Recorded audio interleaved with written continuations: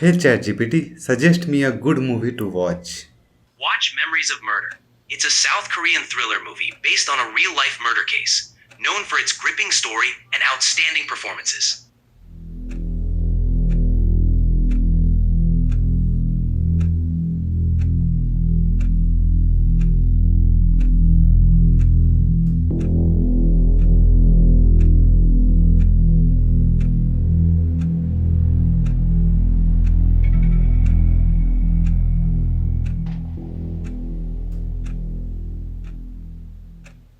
Imagine करके देखो कि एक ऐसा क्राइम थ्रिलर मूवी बने एक सीरियल किलर पे जो अभी तक पकड़ा नहीं गया है, एंड जब मूवी थिएटर में रिलीज हो तो वो भी उस मूवी को देखने जाए नॉर्मल लोगों के साथ, जो कि पूरा उसके मर्डर इन्वेस्टिगेशन के ऊपर है।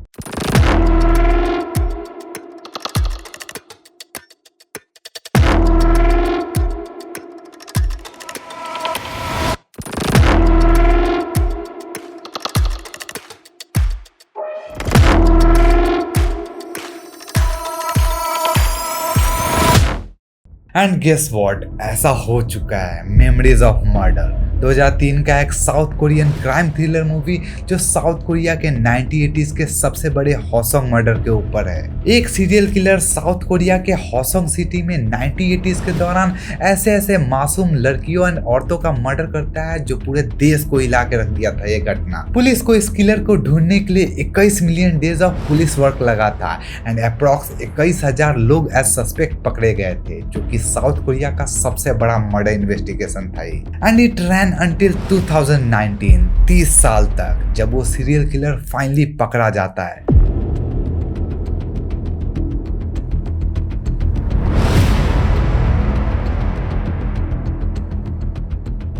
ली चुनजी इस मर्डर केस का सीरियल किलर। उसका जन्म साउथ कोरिया के हॉसोंग सिटी में हुआ था 31 जनवरी 1963 को। अकॉर्डिंग टू हिज मदर वो अपने बचपन में पढ़ने में काफी अच्छा था एंड उसका काफी अच्छा बिहेवियर था दूसरे लोगों के खिलाफ। वो काफी कोऑपरेटिव था। उसका एक भाई भी था उससे छोटा, जो कि बचपन में ही पानी में डूबने से उसका मौत हो गया था एंड ये इंसिडेंट उसे काफी ट्रॉमेटाइज कर दिया।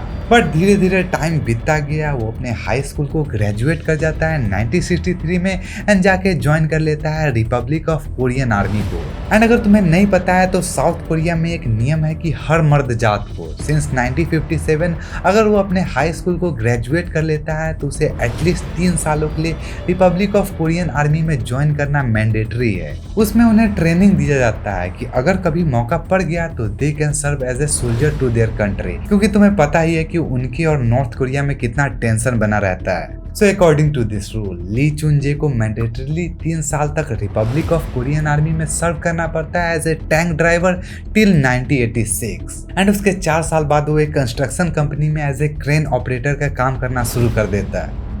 बट ये 4 साल इसी में वो सारे रेप्स एंड मर्डर को अंजाम देता है, स्टार्टिंग विद 15 सितंबर 1986। एक 71 साल की महिला जब अपने बेटी से मिलकर घर वापस लौट रही होती है तभी ली चुनजे उस पर अटैक कर देता है एंड उसे सेक्सुअली असॉल्ट करके रेप एंड मर्डर कर देता है। एंड इसका बॉडी 4 दिन बाद 19 सितंबर 1986 को पुलिस को फील्ड में टंगा हुआ मिलता है। दूसरा मर्डर इस इंसिडेंट के जस्ट 1 महीने बाद 20 अक्टूबर 1986 को होता है, जब एक 25 साल की महिला अपने घर बस से लौट रही होती है तो उसके बस से उतरते ही ली चुनजे उस पर भी अटैक कर देता है एंड सेम उसे भी सेक्सुअली असॉल्ट करके उसका रेप एंड मर्डर कर देता है, जो कि 3 दिन बाद 23 अक्टूबर 1986 को इसका बॉडी एक नाले में बांध के फेंका हुआ मिलता है। तीसरा इंसिडेंट भी सेम 2 महीने बाद 12 दिसंबर 1986 को एक 25 साल की महिला अपने घर के पास से ही गायब हो जाती है, जिसका बॉडी 2 महीने बाद एक नाले में फेंका हुआ मिलता है। Same sexually assaulted and rape करके उसे बहुत मारा पीटा गया है ऐसा टाइप। एंड ऐसे ही इन 4 सालों में वो 7 और रेप एंड मर्डर करता है, जो कि टोटल 10 रेप एंड मर्डर होते हैं 14 साल से लेके 71 साल तक की महिला का।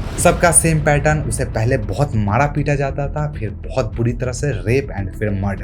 एंड लाश कैसे मिलता? उनके ही कपड़ों से उनके मुंह को बांध के फेंका हुआ सिमिलर जगह पे। बट एक सबूत वो हर जगह छोड़ जाता था, जिससे ही पुलिस लोगों को पता चला कि इन सारे रेप एंड मर्डर के पीछे एक ही बंदे का हाथ है।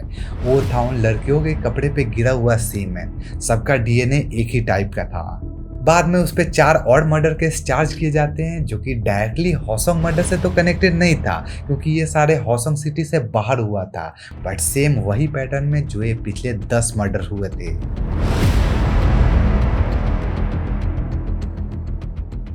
ओके, सो क्वेश्चन ये उठता है कि वो सीरियल किलर फाइनली पकड़ा कैसे गया। तो इसका आंसर स्टार्ट होता है एक और रेप एंड मर्डर केस से, जो कि इस बार विक्टिम कोई और नहीं उसकी सिस्टर इन लॉ ही थी। एक्चुअली जब 1993 में ली की बीवी उसको छोड़ के चली जाती है, तब वो अपनी सिस्टर इन लॉ को ही ड्रग्स वगैरह दे के उसका रेप एंड मर्डर कर देता है। एंड शॉकिंग चीज ये था कि ये सब करने के बाद वो खुद ही अपने फादर इन लॉ के साथ मिलके पुलिस को कंप्लेन करता है ये कि उसके सिस्टर इन लॉ को कोई किडनैप कर लिया है। मतलब देख रहे हो किस लेवल का सीरियल किलर था वो। But police were intelligent enough, उन्हें पता चल जाता है कि इसने ही ये सब करा है, तो उसे उठा के वो लोग जेल में डाल देते हैं। एंड 1994 में इसके लिए कोर्ट उसे डेथ सेंटेंस का सजा सुना देता है। But according to their law, after reviewing their case, Supreme Court of Korea इसके डेथ सेंटेंस को घटा के लाइफ इम्प्रिजनमेंट कर देता है, विथ अ पॉसिबिलिटी कि 20 साल बाद उसे पैरोल पे बाहर जाने दिया जा सकता है। बट इस टाइम तक सिर्फ वो अपने सिस्टर इन लॉ के मर्डर केस के लिए ही कन्विक्टेड था। हॉसंग मर्डर केस से पुलिस इसका कनेक्शन बना नहीं पाती है, क्योंकि वो मर्डर 1986 से 1990 के बीच हुआ था एंड उन सभी का पैटर्न भी काफी डिफरेंट था। प्लस उस टाइम डीएनए टेक्नोलॉजी भी उतना एडवांस नहीं था कि झट से पता लगा सके। तो मूवी में देख ही सकते हो कि एक डीएनए सैंपल को टेस्ट करने के लिए वो सैंपल यूएसए भेजना पड़ता था, जो कि इट वाज क्वाइट डिफिकल्ट, इसीलिए इन्वेस्टिगेशन ऑलमोस्ट थम गया था। Until 2003 जब इस मूवी को फाइनली रिलीज किया जाता है। इस ट्रू स्टोरी को इतना हॉरिफाइंग स्क्रीन पे उतारना ये पब्लिक के बीच काफी गुस्सा एंड रेज का माहौल पैदा कर देता है एंड वो लोग मांग भी करना शुरू कर देते हैं कि इस इन्वेस्टिगेशन को फिर से स्टार्ट किया जाए। एंड ये इसका एक नया शुरुआत था। बट इस आग में घी का काम तब होता है जब 2004, 2006 एंड 2007 में कुछ ऐसे ही मर्डर्स के केस सामने आते हैं, लीडिंग की लोगों में और गुस्सा एंड खौफ का माहौल बन जाता है कि वो किलर फिर से वापस आ गया है, जिससे गवर्नमेंट एंड पुलिस कम्युनिटी काफी ज्यादा प्रेशराइज होते हैं। उन्हें फिर से ये इन्वेस्टिगेशन को स्टार्ट करना पड़ता है एंड इस टाइम तो डीएनए टेक्नोलॉजी भी काफी ज्यादा एडवांस हो जाता है। तो फाइनली 2019 में डीएनए सैंपल को चेक करने पे ये पाया जाता है कि ली चुन जे ही वो सीरियल किलर है जिसने हॉसंग में सारे मर्डर्स करे थे। एंड ये स्टेटमेंट पुलिस 18 सितंबर 2019 को जारी करते हैं, जिस टाइम पे ली चुन जे ये सब मानने से इनकार करता है कि उसने ही ये सब करा है। बट काफी और प्रूफ्स को इकट्ठा करने के बाद फाइनली 2 अक्टूबर 2019 को एक्सेप्ट कर लेता है कि यस उसने ही ये सारे मर्डर्स को करे हैं। एंड ये भी एक्सेप्ट करता है कि इसके अलावा भी उसने काफी सेक्सुअली असॉल्ट के क्राइम करे हैं, जिसको मिला के total 30 murder and sexual assault के क्राइम चार्जेस है उसके ऊपर।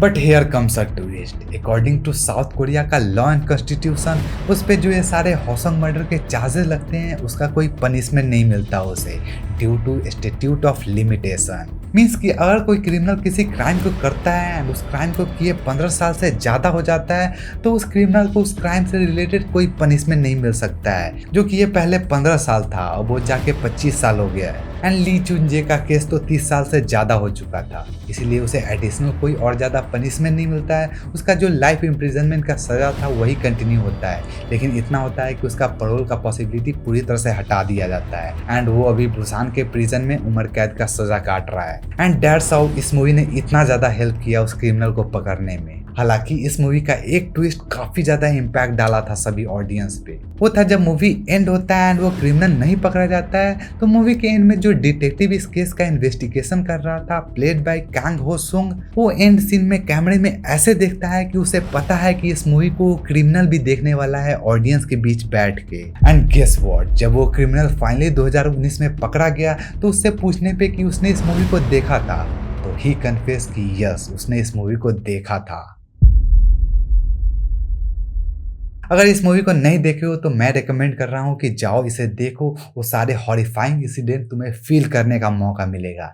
एंड यू नो कि वीडियो पसंद आया तो वीडियो को लाइक करो, चैनल पे नया है तो चैनल को सब्सक्राइब करो। बाकी मिलते हैं ऐसे ही अमेजिंग कंटेंट के साथ, तब तक के लिए take care and good bye.